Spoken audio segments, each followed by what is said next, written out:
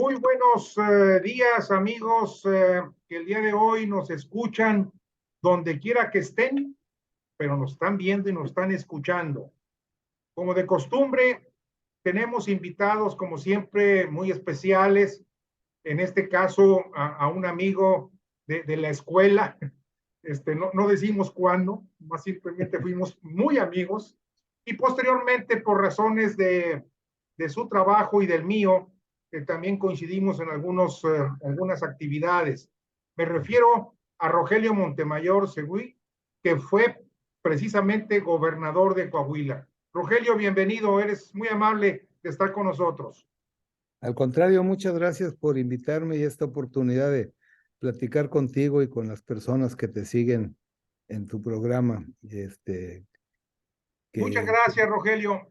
Mira, eh, definitivamente yo quisiera enfocarme al tema de las elecciones del 24.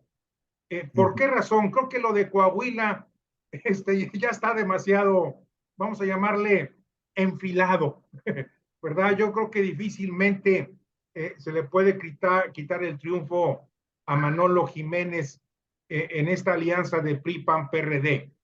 Pero esto da pie precisamente a que, de acuerdo a tu experiencia, de acuerdo a lo que tú has vivido, de acuerdo a lo que actualmente estás observando, ¿qué posibilidad realmente le ves tú a la alianza para la presidencia de la República PRI-PAN-PRD en el 24? Bueno, mira, definitivamente quizás no, Coahuila no es el tema, pero sí nomás déjame hacer un comentario rápido. Yo creo que nunca hay que confiarse, o sea, ciertamente las condiciones se ven positivas, favorables, hay una campaña muy exitosa y yo he estado participando en esa campaña en la promoción de pues la motivación de la ciudadanía para participar, para analizar las opciones y para dar un voto razonado. Y esta experiencia, y por eso lo menciono para ya dejar Coahuila, pues para otra ocasión, esa experiencia me ha dado una perspectiva para analizar el 24, que pues a veces no coincide con muchos, en el sentido que yo veo la posibilidad de que sí se puede ganar el Congreso y la presidencia de la República. ¿Por qué lo digo? Primero, pues tenemos la experiencia de las elecciones del año pasado, que no del año pasado, perdón, de 2021 21. para el Congreso.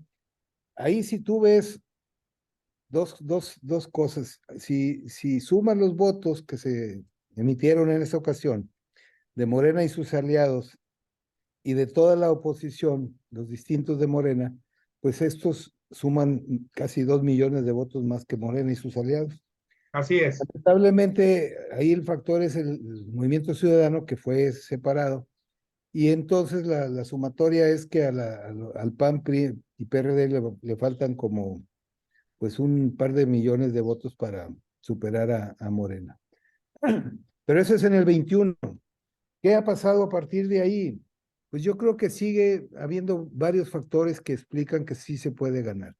Uno, la preocupación de las clases medias y aún de muchos beneficiarios de los programas eh, sociales del gobierno, que es donde está basando su esperanza del triunfo. Eh, pues están las clases medias crecientemente están más preocupadas. No solamente más preocupadas, sino más ocupadas. Y lo hemos visto en las marchas y concentraciones que ha habido para defender al INE, para ahora a raíz del amago de votación que hubo para acotar las facultades del Tribunal Federal Electoral, donde hubo una movilización ciudadana en redes impresionante, al grado que pues los partidos que inicialmente habían acompañado esta iniciativa, como el PRI, el PAN y el PRD, pues gradualmente se fueron bajando de ese apoyo, al grado que pues abortó Es que era una aberración definitivamente, ¿verdad? Pero Sí, bueno, no, es totalmente. otro boleto. Te Este, escuchamos. luego está la cuestión, primero de hablar un poco de los pesos. Yo creo que hay un peso creciente en las clases medias. Claro, el reto para todos los que estamos preocupados en en lo que pueda pasar el año que entra, pues es que tenemos que mantener la motivación para que las clases medias salgan a votar. Ahora, en los beneficiarios de los programas y en los grupos, pues, económicamente menos favorecidos, hay un creciente frustración por varias razones. Primero, la política social de este gobierno está llena de mitos. O sea, no es cierto que sea la política social más grande. Su gasto en los primeros 4 años en términos reales fue menor al de los primeros 4 años del gobierno anterior. No es cierto que tenga la mayor cobertura, es una falacia. Tampoco es cierto que le estén dando los mayores recursos a los estratos más pobres, porque de hecho por la forma que hicieron los padrones, que fue una manera muy atropellada, y sin focalizar en la necesidad que querías resolver. Lo que ha sucedido es que la política social de este gobierno, pues apoya mucho más a las clases con recursos que a los más pobres, ¿verdad? Eso es un hecho. Pero además, ya hay una conciencia creciente de quienes reciben, sobre todo los adultos mayores que reciben una beca, de que sí, es cierto que reciben una beca, pero también es cierto que te quitaron el seguro popular, que no hay medicamentos, que no hay guarderías, y si tú tienes una hija, un hijo que tenía el seguro popular, pues ahora tienes que ayudarle a comprar las medicinas, y tienes que ayudarle a pagar la guardería, y tienes que ayudarle a una serie de cosas que te han quitado. Y a la hora que sumas y restas, resulta que con lo que te dan apenas te alcanza o no te alcanza. Entonces, esa conciencia va creciendo y eso hace que muchos pues ya no estén tan convencidos. Y luego tienes otro elemento. La política que han seguido hacia el campo es verdaderamente desastrosa. Se han desaparecido prácticamente todos los apoyos que había sobre todo para las mujeres, proyectos productivos, con los cuales muchas mujeres en el campo lograban pues poner su changarrito o hacer alguna actividad económica que les permitía pues tener un ingreso adicional que les daba acceso pues a un nivel de vida pues un poco mejor, ¿verdad?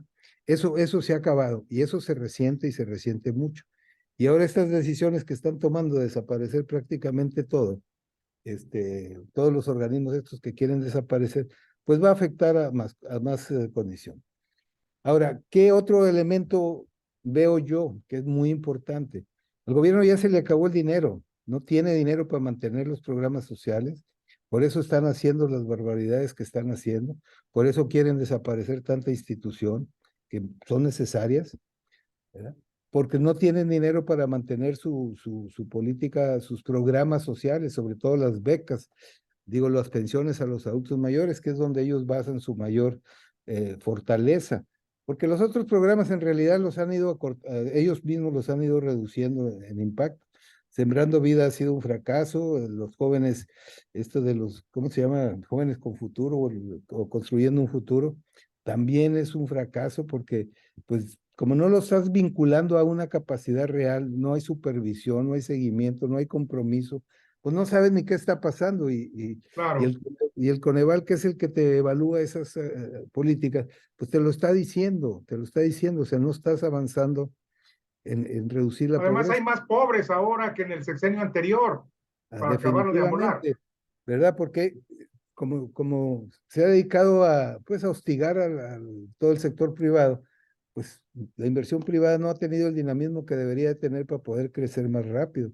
Y la pública, pues como está concentrada en 4 o 5 proyectos, que son los proyectos consentidos del presidente, pues definitivamente no tiene la rentabilidad que debería tener. O sea, ahí tienes tú el aeropuerto Felipe Ángeles, pues que vas a tener que estar subsidiando por muchos años para que logre ser viable.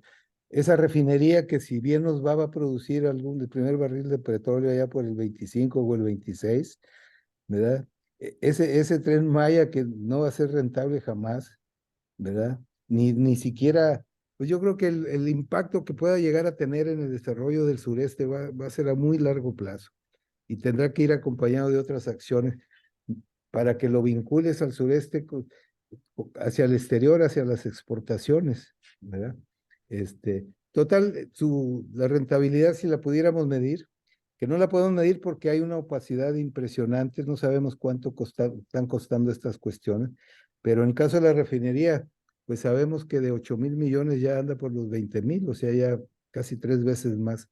Y con ese dinero pudiste haber comprado 2 o 3 refinerías afuera, Claro, ya produciendo, ¿verdad?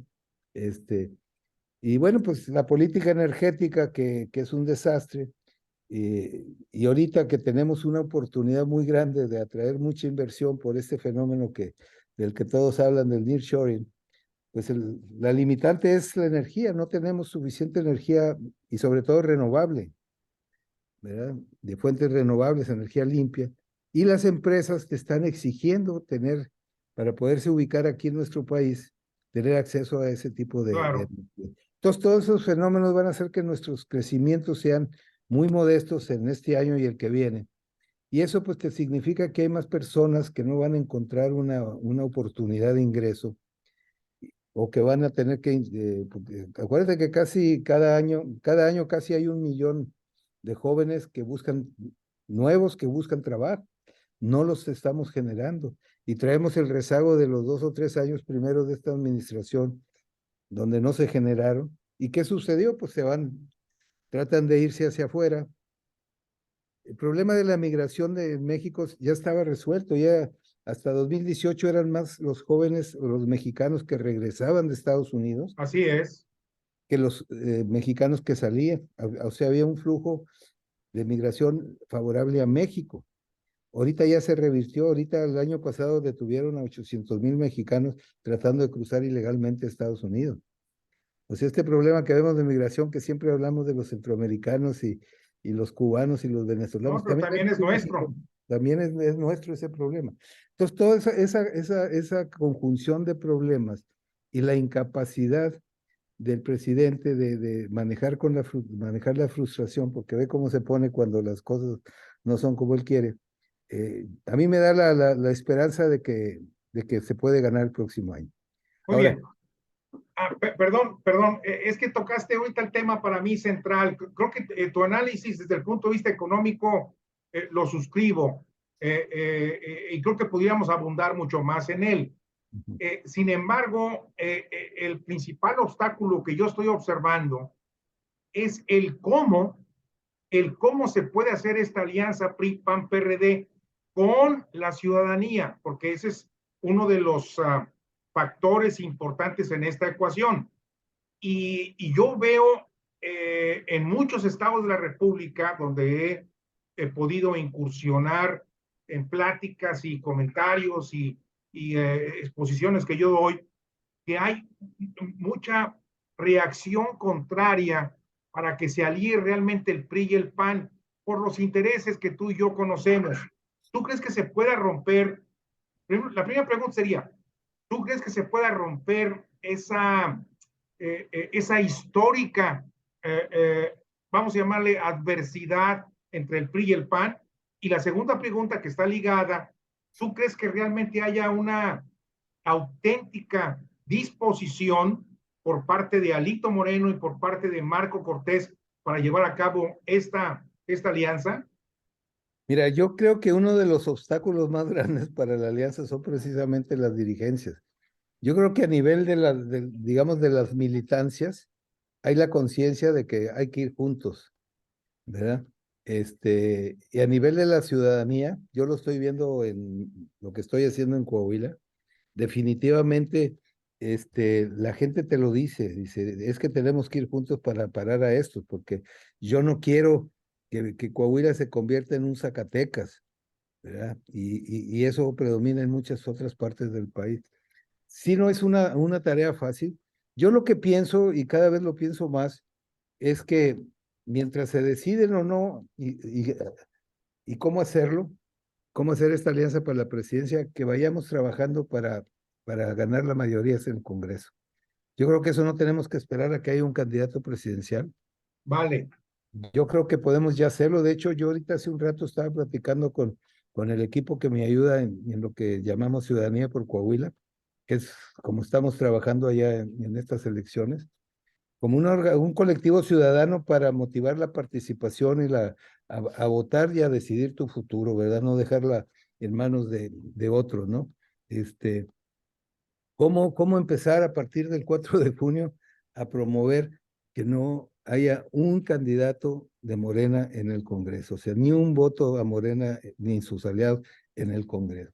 Porque si les quitamos la mayoría, va a ser importante quién sea el presidente, pero va a ser menos importante si logramos construir Claro, una mayoría. Entonces, si trabajamos en eso de una vez, porque a final de cuentas el objetivo que, según yo lo veo, tenemos que salvar a México. Tenemos que evitar la destrucción que estamos viendo. Y un paso importante es el Congreso, porque a partir de ahí podemos ir reconstruyendo muchas cosas. Si con eso, y si aparte tenemos la presidencia también con alguien diferente de Morena, pues ya va a ser la tarea, va a ser muy difícil como quiera hacerlo, porque el daño que han hecho es gigantesco, pero hay más esperanza de pero poderlo ¿tú hacer. crees que las dirigencias de los comités estatales del PRI y del PAN acepten este plan que tú estás proponiendo para ganar el Congreso? Yo pienso que sí, pero por lo pronto vamos a trabajar con los ciudadanos. Y a través de los ciudadanos ir pues motivando, induciendo a las dirigencias a que es así o ya como ya se hizo en el 21, hubo una alianza y dio resultados, aunque parciales, pero dio resultados. Sí, en Durango y en Aguascalientes. No, no, y en todo el Congreso, o sea, Sí, Morena dejó de tener mayoría calificada, que ya fue un avance. Ahora el siguiente paso es que no tenga ni mayoría simple, porque pero ahorita puede déjame hacer un modificar. apunte, Rogelio. Sí. En las elecciones federales del 21, lamentablemente, ni el PRI ni el PAN permitieron candidaturas ciudadanas. Yo te puedo asegurar que fueron una o dos nada más, y te puedo decir los nombres. Ujú, Inclusive, en el caso de Puebla, tú lo conoces, Humberto Aguilar, él es del PAN, pero puso como suplente a un ciudadano, a pesar de las protestas del comité estatal del PAN allá en Puebla. sí, Y aquí en Coahuila, insistimos mucho en la candidatura de Fernando Izaguirre, para que fuera candidato ciudadano, y no tienes idea cómo batallamos, ¿verdad? Y después ujú. se logró la candidatura, pero el PAN le retiró el apoyo. Entonces, ese tipo de cosas son a las que yo veo que se han convertido en una muralla, en algo que tenemos que trabajar para destruirla. O más bien, hay que construir, como dices bien, la participación ciudadana, pero con los comités, y que los comités y los dirigentes lo acepten. Ese para mí es el gran reto. ¿Tú le ves alguna posibilidad, Rogelio? Yo, perdón, estoy comiendo hielo. Este, mira, ciertamente no es un día de campo porque lamentablemente tenemos dirigencias, sobre todo las nacionales, muy lamentables, tanto en el PRI como en el PAN. O sea, yo no sé cuándo se renueva el PAN, el PRI, yo espero que se renueve ahora en agosto y llegue alguien con mayor visión. Pero pues es una tarea que tenemos que hacer. Yo creo que los distintos organismos de la ciudadanos que están ahorita trabajando en esto, pues lo están haciendo. Yo pienso que el deseo de supervivencia va a predominar sobre la mezquindad, ¿verdad? Fíjate que es un buen concepto, ¿eh? Deseo de supervivencia. Pues sí, a Sí, final porque de cuentas, ya no es tanto la comodidad de seguir transitando ujú, en un sistema que permite a los grupos populares de los ujú, partidos políticos quedarse, sino es un concepto de sobrevivencia, de supervivencia. así Totalmente de es. acuerdo contigo. El tema es que ojalá lo capten, ¿verdad? No, no, no, eso sí lo van a captar porque, digamos, todos los políticos lo menos que quieren es irse a la banca, ¿no? Entonces van a, va a haber va a haber esa, yo pienso, o sea, yo tengo esperanza que sí va a suceder, pero bueno, es algo que tenemos que trabajar, todavía tenemos tiempo, pero por lo pronto yo creo que hay que seguir insistiendo en la movilización ciudadana y en hacer conciencia de que necesitamos frenar.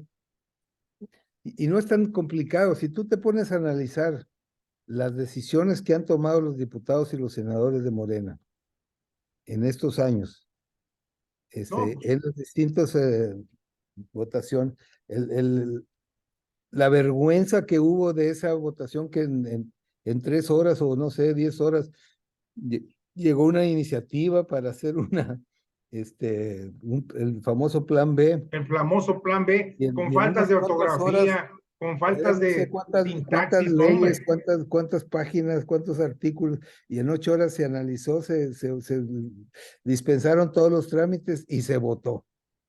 Y ahí tienen los nombres de los que lo votaron, Sí, partidos. ¿Verdad? En las campañas, por ejemplo, en Coahuila, pues se está usando, o sea, ahí tienes tú a Guadiana, pues, que ha votado, y ver las iniciativas que ha votado que impactan negativamente a Coahuila, dice, pues, ¿cómo es posible que quiera ser gobernador si cuando pudo haber hecho algo por Coahuila no lo hizo, ¿no? claro. Entonces, ¿tú crees que la elección, por llamarle primaria, pudiera empezar ya a construirse en los estados para ir sacando candidaturas a diputaciones y senadores?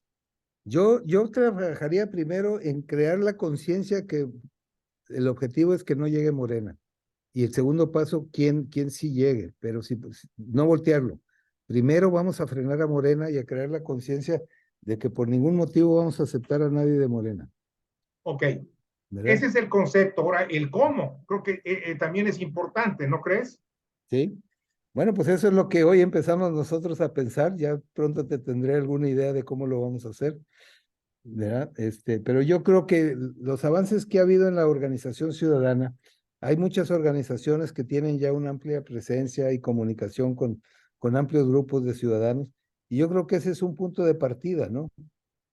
Ok, Hay que elaborar los mensajes, hay que elaborar la información, pero eso está público, es trabajo, ¿me entiendes? Y hay que hacerlo. Y es a lo que nos vamos a empezar a dedicar, dado que ya se acerca el final de la campaña y que esperamos tener un muy buen resultado. ok. Es evidente que la mayor parte de las organizaciones de la sociedad civil que están trabajando, pues lo están haciendo a nivel nacional y salvo Poder Ciudadano y la tuya, están aquí a nivel local. Poder Ciudadano, como tú sabes, fue fundada por nuestra amiga Gabriela Sterling y otro grupo de gentes y ya se expandió por todo el país y está tratando de cubrir los 300 distritos federales electorales con Sí, grandes dificultades también, pero sí, me lo están imagino. haciendo por la vinculación con los diputados y la ciudadanía lo ha tomado muy bien. Mi pregunta sería entonces, ¿tú crees que las otras 5 organizaciones de Unidos trabajarían en ese mismo sentido? No lo sé porque yo no he tenido mucha interacción. Yo conozco a Gabriela muy bien y ya estamos trabajando, colaborando juntos. Qué Este, bueno. de hecho, ella me comentó que tú estás también participando ahí en ese esfuerzo. Ya hemos hecho algunas cosas en conjunto y vamos a seguirlo haciendo. Yo estoy pensando esto y de hecho pienso, ya que tenga más clara la idea de cómo hacerlo, platicarlo con ella para podernos extender a otros estados. O sea, en Coahuila yo lo puedo hacer porque yo ya tengo una base de datos muy grande, Claro, ¿verdad? Y puedo arrancar de ahí y hacerla crecer. Pero para el resto de los estados, pues, nosotros como hemos estado enfocados en Coahuila, pues no tenemos todavía presencia, ¿no? Pero ya el Poder Ciudadano ya la tiene. Y si hacemos una alianza, que yo creo que compartimos objetivos, y por lo que he platicado con Gabriela, pues estamos de acuerdo y pensamos muy similar, ¿verdad? qué bueno. Qué bueno, Ujú. eso es una buena noticia porque entre más gente nos sumemos en este sentido, creo que podemos lograr, no digo el éxito total, pero sí avanzar considerablemente. Así es. No quisiera yo despedirme de ti sin hacerte estas 2 preguntas, Rogelio. Eh, eh, Evidentemente hay que retener a Morena, y tú bien lo dijiste, el concepto de supervivencia es fundamental, ¿verdad? Sí. Pero creo que también hay que influir en la creación de un nuevo sistema, un nuevo gobierno, porque no podemos, a mí no me gustaría y creo que tú compartes la opinión. No me gustaría regresar a los gobiernos anteriores, tanto del PRI como del PAN. O sea, tenemos que proyectar un nuevo sistema donde prevalezca, por supuesto, el respeto a las instituciones, el respeto a la Constitución, a los derechos ciudadanos, el respeto a los poderes, en fin. ¿Tú crees que es factible que logremos también empezar a construir este nuevo sistema para lograr una visión mucho más amplia, con un abanico enorme de Claro, posibilidades de crecimiento para México? definitivamente. Este, mira, si revisamos rápidamente un poco la historia, tú vas a ver que después de para no irnos más atrás, después de la Segunda Guerra, se, se desarrolla un paradigma que es el Estado debe intervenir en la gestión del desarrollo. Una serie de condiciones, lo de Bretton Woods, etcétera, crearon un ambiente internacional de estabilidad que hizo posible 3 décadas de crecimiento, de estabilidad en el mundo y en México, el famoso milagro mexicano. A finales de los 70s, estos esquemas empiezan a hacer agua. Los excesos en los gastos públicos de muchos países y otras circunstancias, el acceso al poder de Margaret Thatcher en Inglaterra y Reagan acá en Estados Unidos, traen otro paradigma que fue el neoliberalismo, donde decían hay que dejar la gestión del desarrollo al mercado, y para eso se plantearon una serie de cuestiones de desregulación, sobre todo financiera, de hacer el Estado lo más pequeño posible, etcétera, etcétera, con el supuesto de que el mercado iba a generar crecimiento y bienestar para todos. 30 años después, pues vimos que eso no sucedió, ¿verdad? La crisis de 2008 te trajo pues el crecimiento no fue tan espectacular como pensabas y sobre todo la desigualdad creció de una manera bestial. Así es. Entonces, ¿qué te dice esto? Bueno, primero que no hay una solución para todas las épocas y todos los tiempos. Segundo, que ni el mercado por sí, ni el gobierno solo pueden con eso, que necesitamos un nuevo paradigma. Y para mí ese paradigma yo lo llamo crear un nuevo balance entre el gobierno, el mercado y la sociedad, donde el gobierno debe ser fuerte, pero fuerte no quiere decir que sea dueño de las cosas. Fuerte sea que tenga capacidad para cumplir sus funciones de proveer educación, salud, seguridad social, seguridad, infraestructura, etcétera, y que tenga la capacidad de regular los mercados, porque el problema del neoliberalismo fue que los mercados no son competitivos, ¿verdad? Mercados competitivos que requieren infraestructura, requieren regulaciones eficientes, ¿verdad? Y empoderar a la ciudadanía para que la ciudadanía pueda frenar los abusos tanto del mercado como de los gobiernos.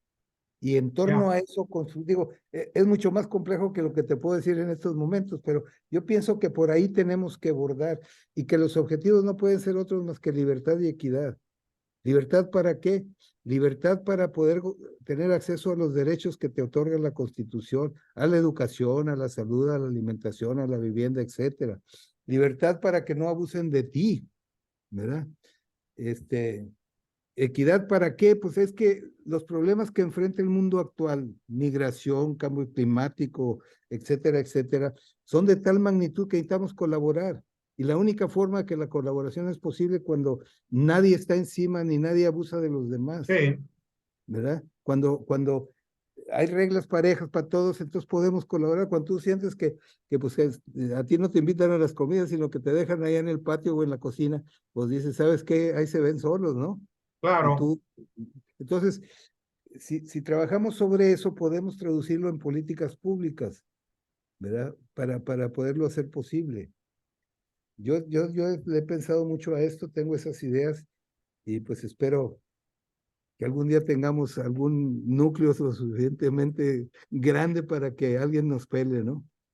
Bueno, pues a final de cuentas estamos en una etapa en la cual yo considero que la participación ciudadana, bien lo dices tú, yo vengo trabajando en este ángulo desde hace más de 10 años, tenemos que seguir construyendo a la ciudadanía para que cobre conciencia de su responsabilidad, Claro. ¿verdad?